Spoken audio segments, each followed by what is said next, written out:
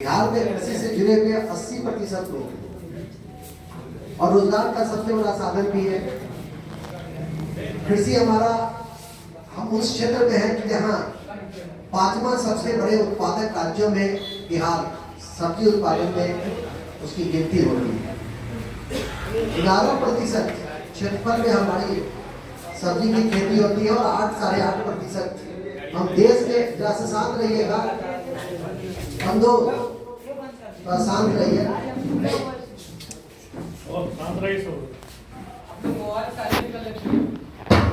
तो मैं कह रहा था कि देश के उत्पादन में 8% का योगदान है। इस बिहार सब्जी प्रसंस्करण जो हमारी सहकारी समिति है, जो प्राथमिक स्तर पे काम करती है, 3 स्तर पे काम करती है, जैसा कि ठाकुर जी कह रहे हैं, B2B और B2C एक तो मैकेनिज्म है। इसका दृष्टि क्या है? इसका दृष्टि है कि हर देश के हर थाली तक बिहार के व्यंजन को पहुंचाना। बिहार का व्यंजन आखिर है क्या? बिहार बैगन है, फूलगोभी है, आलू है। हालांकि आलू पश्चिम बंगाल और उत्तर प्रदेश में भी होती है, लेकिन यहाँ की कुछ विशिष्ट पक्ष हैं। अभी हाजीपुर में फूलगोभी की खेती शुरू हुई है और ये जो सहकारी समिति संघ जो है, मुझे लगता है कि बिहार का ये तीसरा संघ, क्योंकि पूर्वी चंपारण एक पूर्वी चंपारण के 8-10 डिस्ट्रिक्ट को जोड़ा गया है, दूसरा पटना जो कल पहला पटना है। और मैं कहा कि क्या समस्तीपुर वाले को नहीं बुला लेते? उन्होंने कहा कि नहीं, समस्तीपुर पटना के संघीय क्षेत्र में आता है।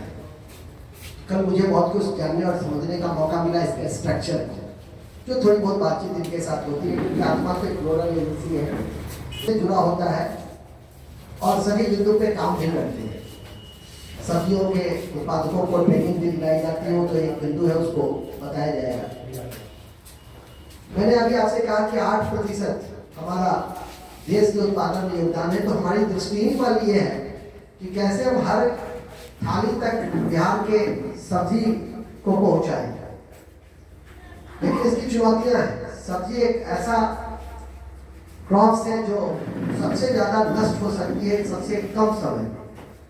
आप धान की खेती करते हैं तो उतना जल्दी नष्ट नहीं होता है, गेहूं की खेती करते हैं तो उतना जल्दी नष्ट नहीं होता है, लेकिन सब्जी आप यदि आज उसका उत्पादन करते हैं तो बहुत जल्दी वो क्या हो सकता है कि यदि आप उसका प्रसंस्करण ठीक से नहीं किए, पैकेजिंग ठीक से नहीं किए, विपणन ठीक से नहीं किए, परिवहन सही समय से नहीं किए, तो फिर आपको उसका सही मूल्य नहीं मिल पाएगा। एक समय था कि सब्जी उत्पादकों को लाभ कम होता था, बिचौलियों का लाभ अधिक होता था। आपसे 5 रुपए में खरीदते थे, 20 रुपए मार्केट में पहुंचाते थे। इसका उद्देश्य यही है, और उद्देश्य है कि सहकारिता के माध्यम से न केवल उत्पादनकर्ता को लाभकारी मूल्य मिले, बल्कि जो उपभोग कर रहे हैं हम उपभोग भी हैं, उपभोगकर्ता भी हैं, तो हमको उचित मूल्य पर पूरे वर्ष ताजी और गुणवत्तापूर्ण सब्जी मिले। यही इसका उद्देश्य। साथ में मजदूरों को रोजगार मिले, चुकी है कॉन्सेप्ट ही आया कोरोना की पृष्ठभूमि में, जब प्रवासी मजदूर बिहार में आए लाखों की संख्या में, तो मजदूर को कैसे रोजगार मिले, कैसे युवाओं को रोजगार मिले। क्योंकि विश्व आर्थिक मंदी 1929 में आई थी अमेरिका के वॉल स्ट्रीट, और वहां के बाद सबसे बड़ी कहा जाता है आर्थिक विशेषज्ञों के द्वारा कि विगत 100 वर्ष का सबसे बड़ा आर्थिक मंदी ये कोरोना के पृष्ठभूमि में हमारी इकोनॉमी में है। अब इस आर्थिक मंदी के इस पृष्ठभूमि में हमने सहकारी आधार पर सब्जी उत्पादक संघ की नींव रखी। माननीय मुख्यमंत्री जी के दृष्टिकोण के आधार पर हम इस दिशा में काम करना आरंभ किए, और जिला सहकारी पदाधिकारी और जिला सहकारी कार्यालय इसके नोडल एजेंसी के रूप में संबंधित काम करती है। आपकी जानकारी में है कि अभी भारत सरकार ने कई मंत्रालय को जन्म दिया, उसमें एक सहकारी मंत्रालय है, सहकारिता मंत्रालय का गठन किया गया है हाल ही में। तो स्पष्ट है कि सहकारिता भी हमारे ग्रामीण विकास में महत्वपूर्ण भूमिका अदा करती है। जब इसको हमने एक अलग मंत्रालय की नींव डाली और चाहत है कि सहकारिता के माध्यम से लोगों का उत्थान हो। सहकारिता सरकारिता नहीं, सहकारिता आपसे मिलकर बनता है, आपकी भागीदारी उसमें होनी चाहिए। ये कोई सरकारी कार्यक्रम नहीं है। सीधी सी बात है कि हमारे यहाँ बहुत सारे सहकारी जो आंदोलन या उसके रूप है वो सफल भी हुए हैं और विफल भी हुए हैं। आज सहकारिता के आधार पे आनंद, आज सहकारिता के आधार पे सुधा, आज सहकारिता के आधार पे इफ्को, आज सहकारिता के आधार पे गुजरात, महाराष्ट्र, तमिलनाडु अपने ग्रामीण विकास के समस्त संरचनाओं में परिवर्तन ले आए। आप बेगूसराय में जाएंगे, हर घर दूध से सहकारिता के माध्यम से जुड़ा हुआ है और लोग अपने जीवन की दिशा को परिवर्तित कर रहे हैं।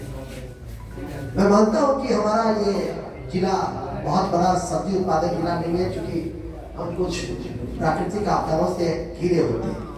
विशेषकर बाढ़ सामने भी दूर दूर तक पानी ही पानी नजर आ रहा है। लेकिन इसका मतलब ये नहीं है कि हम आपदा में अवसर न खोजें। जापान एक ऐसा मुल्क है जिसके पास कोई खनिज नहीं, कोई खनिज नहीं, और विश्व का सबसे बड़ा औद्योगिक देशों में से उसकी गिनती होती है। हमसे कई गुना कम उसकी जनसंख्या है, लेकिन क्या है उसके पास? दृष्टिकोण, इच्छा शक्ति, प्रतिबद्धता। हमसे लोहा ले जाता है और स्टील उत्पादन में हमसे बड़ा देश बन जाता है। और हमारे पास तो कम से कम 3-4 महीने को छोड़ देकर 8 महीना तो हम इस स्थिति में हैं कि हम सब्जी के उत्पादन में हिस्सेदारी निभा सकते हैं और परिवर्तन ला सकते हैं लाखों लोगों को जोड़ करके। मुझे बड़ी खुशी है कि ठाकुर जी जैसे युवा इस क्षेत्र में हैं और पूरे उत्साह के साथ काम कर रहे हैं। लेकिन जिस उत्साह से ये काम कर रहे हैं, मुझे नहीं लगता है कि उस उत्साह से आप किसान जो इस संघ से जुड़े हुए हैं वो उस रूप में सक्रिय भागीदारी निभा रहे हैं। मुझे ऐसा लगा कि विगत 1 साल में बहुत बड़ा परिवर्तन आया होगा, बहुत सारे उत्पादक जुड़े होंगे। इन्होंने कहा भी कि बहुत सारे लोग क्षेत्रों से लोग आएंगे।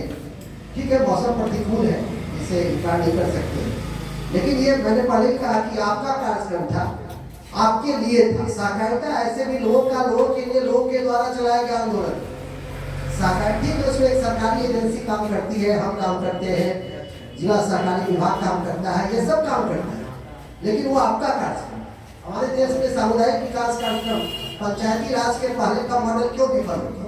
इससे बेहतरीन मॉडल था अमेरिका का ग्रामीण विकास सामुदायिक विकास कार्यक्रम में हुआ, क्यों विफल हो गया? क्योंकि उन्हें सामुदायिक विकास कार्यक्रम को सरकार का कार्यक्रम समझ लिया। और जब तक हम इस चीज को सरकार के कार्यक्रम के माध्यम से समझेंगे, तब तक वो हम उस क्षेत्र में बहुत आगे नहीं बढ़ सकते। विकास का मॉडल क्या है? आपकी नजरों में विकास का मॉडल क्या है? जनता के द्वारा पंचायती राज किसका है? आपका।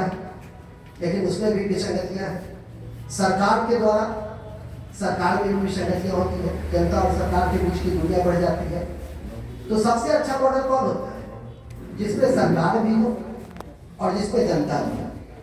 मुझे लगता है कि ये जो आपकी संघ है, इसमें सरकार भी है और आप भी हैं, और ये एक संतुलित मॉडल है विकास का।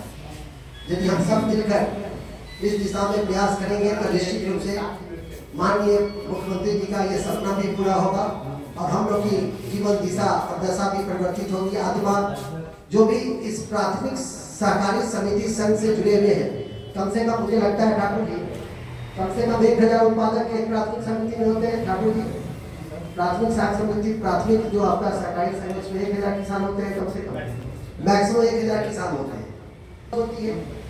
और भारतीय कृषि अनुसंधान संस्थान बनारस में यदि आप में से इच्छा रखते हैं, मैं आप इनके साथ एक दिन बैठता हूँ, क्योंकि चुनाव की गतिविधियों में हम लोग थोड़ा सा अतिथि व्यवस्था हो जाती है। एक दिन बैठता हूँ और पूरा प्लान आउटलाइन करता हूँ कि कैसे आप सब्जी का बेहतरीन अनुसंधान के क्षेत्र से जुड़ सके और इस दिशा में आगे बढ़कर अपने जीवन की दिशा और दशा को बदल सके। जय हिंद, जय भारत।